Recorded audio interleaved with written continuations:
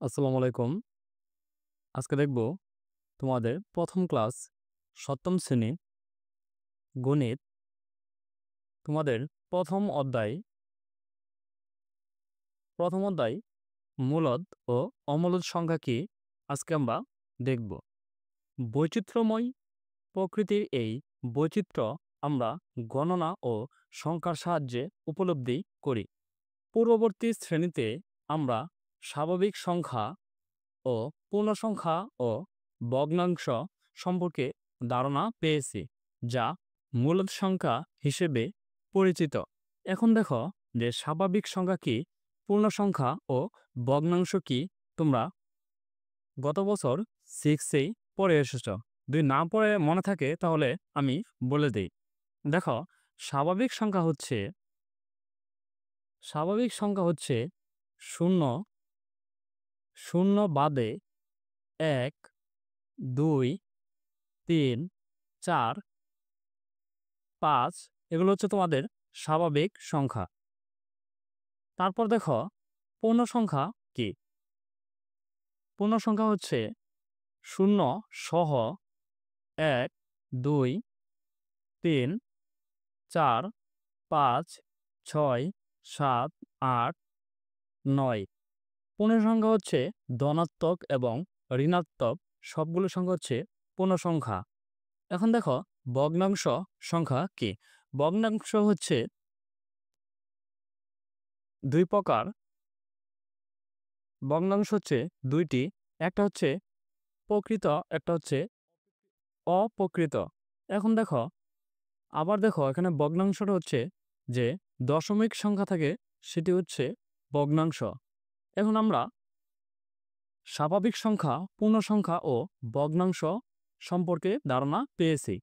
এখন যা মূলদ সংখ্যা হিসেবে পরিচিত, এ সংখ্যাগুলোকে দুটি পূর্ণ সংখ্যার অনুপাতে প্রকাশ করা যায়। সংখ্যা জগতে কিছু সংখ্যা রয়েছে যেগুলো দুটি সংখ্যার অনুপাতে প্রকাশ করা যায় না। এখন দেখো, আমরা মূলদ সংখ্যা হচ্ছে স্বাভাবিক সংখ্যা, পূর্ণ সংখ্যা ও ভগ্নাংশ সংখ্যা হচ্ছে মূলদ সংখ্যা। এখন হচ্ছে যে অমূলদ সংখ্যা হচ্ছে এই সংখ্যাটি বাদে যে সংখ্যাটি থাকবে সেটি হচ্ছে অমূলদ সংখ্যা। এগুলো অমূলদ সংখ্যা নামে পরিচিত। এই অধ্যায়ে আমরা অমূলদ সংখ্যার সাথে পরিচিত হয়ে এদের এদের প্রয়োগ সম্পর্কে আলোচনা করব। এখন দেখো যে তোমাদের প্রথম 1.1 বর্গ ও বর্গমূল কি, এ বিষয়টি ভালোভাবে একটু জেনে নেই। দেখো, বর্গ একটি আয়ত যার বাহুগুলো পরস্পর সমান।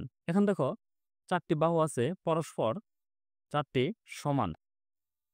বর্গের বাহুর দৈর্ঘ্য যদি ক হয়, একক হলে বর্গক্ষেত্রের ক্ষেত্রফল হবে ক গুণন ক বর্গ একক বা ক স্কয়ার বর্গ একক। এখন দেখো, এখানে বোঝাতে চেয়েছে বর্গের বাহুর দৈর্ঘ্য যদি ক হয়। এখন ধরো আমি বাহু ক দেই, এটা হচ্ছে দৈর্ঘ্য ক। এখন দেখো, একক হলে বর্গক্ষেত্রের ক্ষেত্রফল হবে ক স্কয়ার, ক্ষেত্রফল হবে কি ক স্কয়ার। আবার দেখো, ক স্কয়ার হচ্ছে দুইটা ক, এখানে দুইটা ক গুণ করলে হবে ক স্কয়ার। এন দুইটা ক আমরা গুণ করি তাহলে ক স্কয়ার হবে। এখন দেখো, বিপরীত ভাবে বর্গক্ষেত্রের ক্ষেত্রফল হবে ক স্কয়ার। ক স্কয়ার বর্গ একক হলে এর প্রতিটি বাহুর দৈর্ঘ্য হবে কি ক, আমরা আগেই বলেছি তোমাদের। এখন দেখো,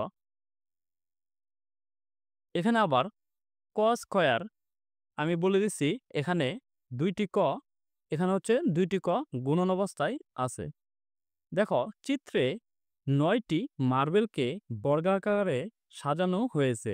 সমান দূরত্বে প্রতিটি সারিতে 3টি করে 3টি সারিতে মার্বেল সাজানো আছে এবং মোট মার্বেলের সংখ্যা 3 গুণন 3, 3 স্কয়ার সমান সমান 9। 9টি মার্বেল আছে। এখানে প্রত্যেক সারিতে মার্বেলের সংখ্যা এবং সারির সংখ্যা সমান। এখানে 3টি, এখানে 3টি সমান। তাই চিত্রটি বর্গাকৃতিতে রয়েছে, ফলে 3-এর বর্গ 9 এবং 9-এর বর্গমূল 3।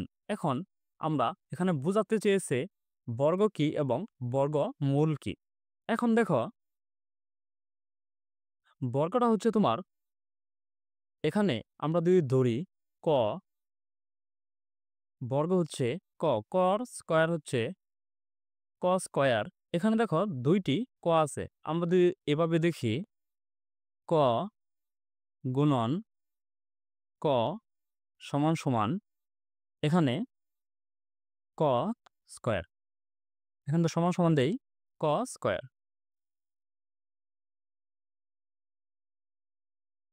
এখন দেখো স্কয়ারটাই হচ্ছে যে বর্গ, এটা হচ্ছে বর্গ। এখন দেখো বর্গ মূল কি, তোমরা জেনেছো যে রুট ওভার জিনিসটা কি। এখন দেখো এখানে যদি আমি রুট ওভার দেই, 4-এর রুট ওভার, তাহলে এটি হচ্ছে বর্গ মূল। এখন আরেকটু ভালোভাবে আমরা দেখে নেই। দেখো এখন দেখো কোনো সংখ্যাকে সেই সংখ্যা দ্বারা গুণ করলে যে গুণফল পাওয়া যায় তা ওই সংখ্যার বর্গ এবং ওই সংখ্যাটির গুণফলের বর্গমূল। এখন এখন দেখো এখানে যে বর্গ কি। এখন দেখো 4-এর বর্গ হচ্ছে 2 স্কয়ার, 2 স্কয়ার।